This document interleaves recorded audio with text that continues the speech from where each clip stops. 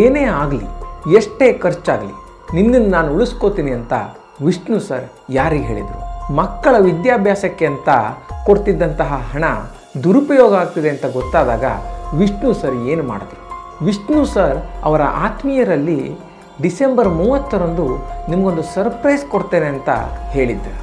ಈ ಎಲ್ಲ ವಿಷಯಗಳನ್ನು ತಿಳಿದುಕೊಳ್ಳೋಣ ಇವತ್ತಿನ ದಂತಕಥೆಯಲ್ಲಿ.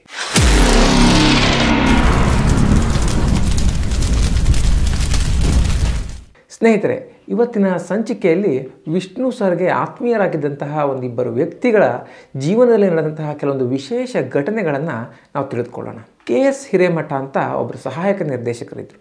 ಇವರು ಭಾರ್ಗವ ಅವರ ಬಹಳಷ್ಟು ಸಿನಿಮಾಗಳಲ್ಲಿ ಸಹಾಯಕ ನಿರ್ದೇಶಕರಾಗಿ ಕೆಲಸ ಮಾಡಿದ್ದಾರೆ. ಈ ಮೂಲಕ ಅವರಿಗೆ ವಿಷ್ಣು ಸರ್ ಅವರ ಜೊತೆ ಒಂದು ಆತ್ಮೀಯತೆ ಬೆಳೆದಿರುತ್ತೆ. ವಿಷ್ಣು ಸರ್ ಅವರು ತುಂಬ ಸಲುಗೆಯಿಂದ ಇವರಿಗೆ ಮಠ ಅಂತಲೇ ಕರೆಯೋರು.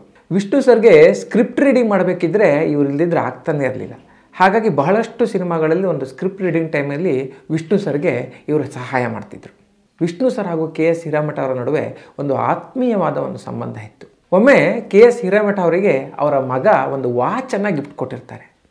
ವಿಷ್ಣು ಸರ್ ಶೂಟಿಂಗ್ ಸಮಯದಲ್ಲಿ ಇವರು ಕಟ್ಕೊಂಡಿರೋ ವಾಚನ್ನು ನೋಡಿ, ಏ ಮಠ, ಈ ವಾಚ್ ತುಂಬ ಚೆನ್ನಾಗಿದೆಯಲ್ಲೋ, ನನಗೆ ಕೊಡೋ, ನಾನು ಕಟ್ಕೊಡ್ತೀನಿ ಅಂತ ಹೇಳ್ತಾರೆ. ಆಗ KS ಹಿರೇಮಠ ಅವರು, ಸರ್ ಇದು ನನ್ನ ಮಗ ಗಿಫ್ಟ್ ಕೊಟ್ಟಿದ್ದು ಅಂತ ಹೇಳ್ತಾರೆ. ಆಗ ವಿಷ್ಣು ಸರ್ ಅವರು, ನಿನ್ನ ಮಗ ಅಂದರೆ ನನ್ನ ಮಗ ಅಲ್ವೇನೋ, ಒಮ್ಮೆ ಕಟ್ಕೊಡ್ತೀನಿ ಕೊಡೋ ಅಂತ ಮಗು ಥರ ಕೇಳ್ತಾರೆ. ಆಮೇಲೆ ಒಂದು ಸ್ವಲ್ಪ ದಿವಸ ಆ ವಾಚನ್ನು ಕಟ್ಟಿಕೊಂಡು ಬಳಸಿ ನಂತರ KS ಹಿರೇಮಠ ಅವರಿಗೆ ವಾಪಸ್ ಕೂಡ ಕೊಡ್ತಾರೆ. ನಂತರ KS ಹಿರೇಮಠ ಅವರು ವಿಷ್ಣು ಸರ್ ಅವರ ನೆನಪಿಗಾಗಿ ಆ ವಾಚನ್ನು ತಮ್ಮ ಜೊತೆ ಹಾಗೇ ಇಟ್ಕೊಳ್ತಾರೆ. ಇನ್ನೊಮ್ಮೆ ಭಾರ್ಗವ ಅವರ ಒಂದು ಸಿನಿಮಾದಲ್ಲಿ ಹೊಸಪೇಟೆಯಲ್ಲಿ ಶೂಟಿಂಗ್ ಮಾಡೋ ಸಮಯದಲ್ಲಿ ಬಹಳಷ್ಟು ಜನರಿಗೆ ಒಂದು ನೀರಿನ ಸೋಂಕು ಉಂಟಾಗುತ್ತೆ. ಇದರಿಂದ ಭಾಳಷ್ಟು ಜನ ಒಂದು ಅನಾರೋಗ್ಯಕ್ಕೆ ಬೀಳ್ತಾರೆ. ಅಲ್ಲೇ ಇರೋ ಒಂದು ಆಸ್ಪತ್ರೆಗೆ ಇವರೆಲ್ಲರನ್ನೂ ಸೇರಿಸಿರ್ತಾರೆ. ಒಂದು 2 ದಿನದಲ್ಲಿ ಬಹುತೇಕ ಎಲ್ಲರಿಗೂ ಈ ಒಂದು ಸೋಂಕು ಗುಣ ಆಗುತ್ತೆ. ಆದರೆ ಹಿರೇಮಠ ಅವರಿಗೆ 3 ದಿನ ಆದರೂ ವಾಂತಿ ನಿಂತಿರೋದಿಲ್ಲ. ಈ ಡಾಕ್ಟ್ರು ಭಾರ್ಗವ ಅವರ ಅಳಿಯ. ಹಾಗಾಗಿ ಭಾರ್ಗವ ಅವರು ಇದೇನೋ ಸ್ವಲ್ಪ ಸೀರಿಯಸ್ ಆಗಿದೆಯಲ್ಲ ಅಂತ ಚಿಂತೆ ಬೀಳ್ತಾರೆ. ಡಾಕ್ಟ್ರು ಕೂಡ ಇದು ನೋಡಿದ್ರೆ ಕ್ಯಾನ್ಸರ್ ಇರೋ ಲಕ್ಷಣ ಕಾಣ್ತಿದೆ, ಒಮ್ಮೆ ಚೆಕಪ್ ಮಾಡೋದು ಒಳ್ಳೆಯದು ಅಂತ ಹೇಳ್ತಾರೆ. ಭಾರ್ಗವ ಅವರು ಕೂಡ ಇದು ತುಂಬ ಗಂಭೀರವಾದ ವಿಷಯ ಅಂತ MS ರಾಮಯ್ಯ ಆಸ್ಪತ್ರೆಯಲ್ಲಿ ಬ್ಲಡ್ ಚೆಕಪ್ ಮಾಡಿಸ್ತಾರೆ. ಆಗ ಹಿರೇಮಠ ಅವರಿಗೆ ಕ್ಯಾನ್ಸರ್ ಇರೋದು ಗೊತ್ತಾಗುತ್ತೆ. ಈ ವಿಷಯ ತಿಳಿದಾಗ ವಿಷ್ಣು ಸರ್ಗೆ ತುಂಬ ಬೇಜಾರಾಗ್ಬಿಡುತ್ತೆ. ಅಲ್ಲ, ನಮ್ಮ ಮಠ ಯಾವತ್ತೂ ಅನಾರೋಗ್ಯದಿಂದ ಇದ್ದಿದ್ದು ನೋಡಿಲ್ಲ, ತುಂಬ ಒಂದು ಲವಲವಿಕೆಯಿಂದ ಇರುವಂತಹ ವ್ಯಕ್ತಿ, ಇಂಥ ಒಳ್ಳೆ ಮನುಷ್ಯನಿಗೆ ಇಷ್ಟು ದೊಡ್ಡ ಕಾಯಿಲೆ ಬಂದಿದೆ ಅಂದರೆ ನಂಬಕ್ಕೆ ಆಗ್ತಿಲ್ಲ ಅಂತ ತುಂಬ ಚಡ್ಪಡಿಸ್ತಾರೆ.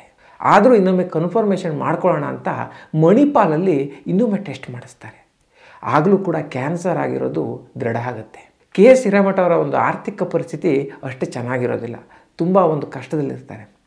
ವಿಷ್ಣು ಸರ್ ಅವರು KS ಹಿರೇಮಠ ಅವ್ರ ಹತ್ರ, ಮಠ, ನೀವು ಒಳ್ಳೆ ಮನುಷ್ಯ, ಏನೇ ಆಗಲಿ, ಎಷ್ಟೇ ಖರ್ಚಾಗಲಿ, ನಿನ್ನನ್ನು ನಾನು ಉಳಿಸ್ಕೋತೀನಿ, ನಿನ್ನ ಜೊತೆ ನಾನಿದ್ದೀನಿ, ಯಾವುದಕ್ಕೂ ಹೆದರಬೇಡ ಅಂತ ಹೇಳ್ತಾರೆ. ನಂತರ ಅವರ ಕ್ಯಾನ್ಸರ್ ಚಿಕಿತ್ಸೆಗೆ ಬೇಕಾದಂತಹ ಎಲ್ಲ ವೆಚ್ಚವನ್ನು ವಿಷ್ಣು ಸರ್ ಅವರೇ ಭರಿಸ್ತಾರೆ. ಸ್ವಲ್ಪ ದಿನಗಳ ನಂತರ KS ಹಿರೇಮಠ ಅವರು ಕ್ಯಾನ್ಸರ್ನಿಂದ ಗುಣಮುಖರಾಗ್ತಾರೆ. ದೇವರ ದಯೆಯಿಂದ ಚಿಕಿತ್ಸೆ ಫಲಕಾರಿಯಾಗುತ್ತೆ. ವಿಷ್ಣು ಸರ್ ಅವರು ಈ ರೀತಿ ಖರ್ಚಿನ ಬಗ್ಗೆ ಯೋಚನೆ ಮಾಡದೆ ತಮಗೆ ಬೇಕಾದಂತಹ ಒಂದು ಸಹಾಯಕ ನಿರ್ದೇಶಕನನ್ನು ಉಳಿಸ್ಕೊಳ್ತಾರೆ. ಇನ್ನು ರಾಜೇಶ್ ಅಂತ ಒಬ್ಬರಿದ್ದಾರೆ. ಇವರು ಸ್ನೇಹಲೋಕ ತಂಡದ ಮೂಲಕ ವಿಷ್ಣು ಸರ್ಗೆ ಪರಿಚಯವಾದಂಥವ್ರು.